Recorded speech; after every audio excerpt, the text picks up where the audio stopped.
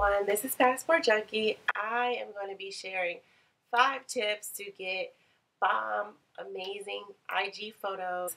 Hopefully you'll be able to take something from it. Every product that I recommend, I'm going to put the links in the description so that you can get the exact same tool, equipment, app, whatever it is that I recommend.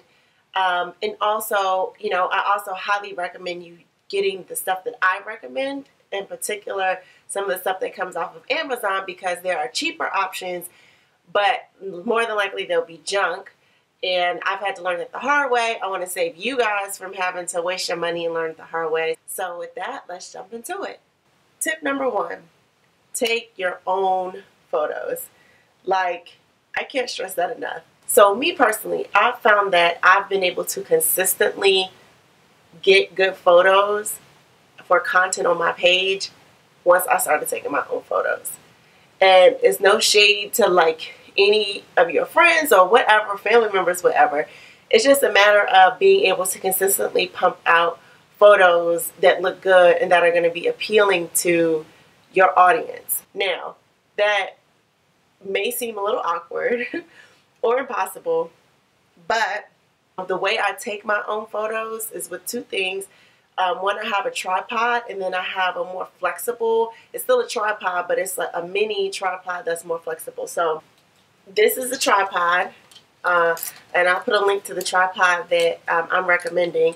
But essentially, this is small and compact, especially, if you're a travel influencer like I am, you want something that you can put into a suitcase or a book bag easily. So this gets down to be pretty small size, and it also comes with a little case that you can use, but it extends out to be, a pretty tall tripod if you need it to be, or it can be a small one if you need it to be. So that's the first trick. This is the other type of tripod that I'm mentioning. So this one, again, if you're a travel influencer like me, or you're in awkward places where you can't necessarily just set up a whole tripod, but you want to get a quick picture, you can just wrap this around certain little whatever is around. Like, for example, and I'll screenshot it into this video, but the Paris picture that I took where I'm sitting on the balcony in front of the Arc de Triomphe, it was a very small balcony. I used this and literally clung it onto the side of the balcony or whatever to get that photo. So I'll also put the link to this as well. This is really handy. So you really need both of these. I feel like between these 2 things, you should be able to take pretty much any photo by yourself. And you take the time, take your time in getting the right photo. I say that, over and over again. That's another reason why, nobody, no friend of yours, family member, whatever, how much they love you, is not going to want to sit there and take photos over and over and over and over again for you. You know what's going to look the best. Okay, tip number 2 is to plan your pictures ahead of time. As I mentioned in the beginning of the video, these pictures don't happen by osmosis. You just happen to get, that bomb picture in front of a waterfall. When you know you're going on a trip or wherever it is that you're going, you need to think about ahead of time what is going to be your photo for the day, or what are the photos that you're going to get out of the day, knowing the activities that you're going to do, right? So also, when I pick a certain destination, I also know already what are the quintessential photos to get at that destination. So using Paris again as an example, I already knew I wanted an Arc de Triomphe. I knew I wanted an Eiffel Tower. I knew I wanted some sort of Parisian street chic kind of photo. This is really straightforward. It's just a matter of thinking about it ahead of time and planning your trip out and making sure you're prepared to be able to get your photo once you get to that part of your trip or your activity. Okay, so tip number 3, you need to post-edit your photos. That's really how you get that finishing touch. Sometimes the smallest little edit or smoothing or whatever can really take your photo from just okay to, it takes it from a good photo to something that it just looks more finished. The 2 apps that I use are Facetune and Snapseed. Facetune is more so some of that body touching up that I was talking about before. Um, Mainly, I go in, and if there's white in a photo or in some aspect of my photo, I make sure that it's super white. The whites of my eyes, my teeth, I'll make sure that it's, super white. I smooth, sometimes I smooth over my legs a little bit.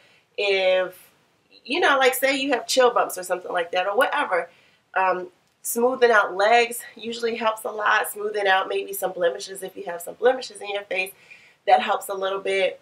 Um, and I say this like just a little touching up of your body, just a tiny, tiny, tiny bit. Don't go overboard. It will be obvious and it will look crazy, and other stuff in pictures will start to move. But just cinch your waist a little bit, accentuate your hips a little.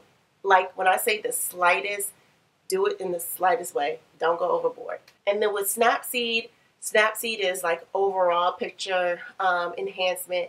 Say you were somewhere super dark, you can brighten it up. You can saturate. If you look washed out, you can saturate down your skin tone. I'm brown skin, and I like to look brown skin in my photos. So I saturate in my skin color, making sure that I look brown. So you can, like I said, get into some YouTube tutorials about Snapseed and Facetune and how to really optimize those apps. But the point is, the tip is post edit your photos to get that really finished look. Okay, so the fourth tip is let there be light. And the reason why I say that is because light enhances most photos. Most photos will go to the next level when you make sure that you have the right light. If you have the right light, that's less editing that you have to do on the back end. And, as you go in and edit, the quality of your picture sometimes will decrease, especially with those two apps that I mentioned. So if you can do your best to have the most light when you start or when you take your photo, that will really come in handy. There's two things that I recommend for when it comes to light. So the first of which is I guess you guys are probably wondering, what is this big thing on my phone? But this is called a Lumi case, and I actually have a review of when I bought this Lumi case. But essentially, it goes on your phone. And they have it for different versions or whatever. But I have the Lumi 2, which allows you to have light from the front and have light from the back. Okay, and so you want both. I recommend getting both, because if you're doing selfies, which I rarely do selfies. I don't post selfies on my page at all. You'll see maybe some selfies in my stories, but never on my page. I just don't think that they're flattering. And maybe that's another tip too. I don't really like selfies. I think when you have a photo of your whole body that looks like you actually were in the moment of something, it's much better for your page. That's my personal opinion. Unless that's your thing, unless makeup or beauty or something like that. But anyways, when I do my snaps, or I'm using a filter and I want to make sure that that filter picks my face up, my eyes up, is how the filters work, is when they see your eyes. I use the front-facing Lumi light to pick that up. Now, if I'm taking a regular photo or I'm having somebody take my photo, I might always turn the light on. Even if it's light already in the room, I add more light. Like, light does nothing but help. So I would definitely recommend getting a Lumi case. Yeah, if you're funny about whatever, big cases, whatever, I don't know what to tell you. But I mean, this has saved me so many times. The other thing that I would recommend, if you want to enhance even more, is a phone ring light. And I'm actually using it right now just to show you guys. But this too is another tool that I would recommend for letting there be light. You can throw this in your suitcase or whatever where you're going, and it automatically adds light. Both are chargeable. They come with little chargers that you can use to charge them up. Just make sure that they're charged up and ready to go. And those will really help you add light when you don't have much light. But remember, the key is try to have as much light as possible. Fifth tip is to learn your angles and your poses. This will help you get to your best photo quicker. You'll have a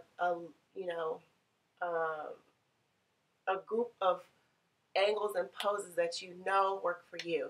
So a sitting pose, have, you know, a standing pose or whatever, have a good facial expression, like know your go-to facial expressions, know things that your body probably weirdly does, like, you know, sometimes I go like this, you know, make sure you do this, sometimes I'll be like this, you need to bring it down.